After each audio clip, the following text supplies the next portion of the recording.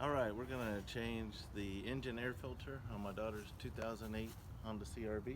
It's the same for 2007 through 2011. This is a EcoGuard XA5780. I'll put a link in the description. Got this off of Amazon.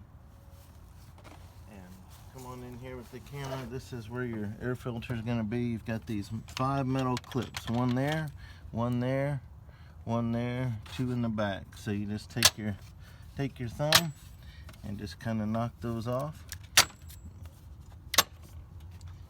Then we're gonna kind of jiggle this off.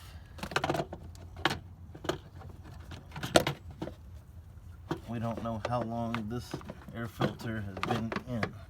So one thing to save you a little frustration is to always look at the orientation when you take it out. So this one was in there like this.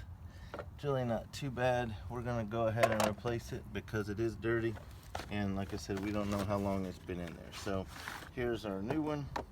So you can tell our orientation is gonna be like this. That didn't come out of there that way so easily, so I'm gonna see if I can kind of get it in from this direction any easier.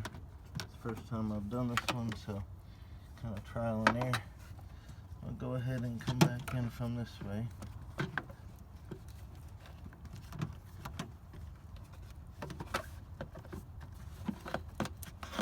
There you go. Plenty of room once you get it past that initial, and then just hold it down good. Get all 5 tabs locked back on.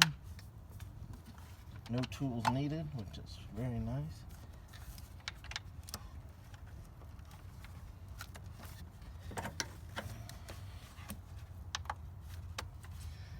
There we go.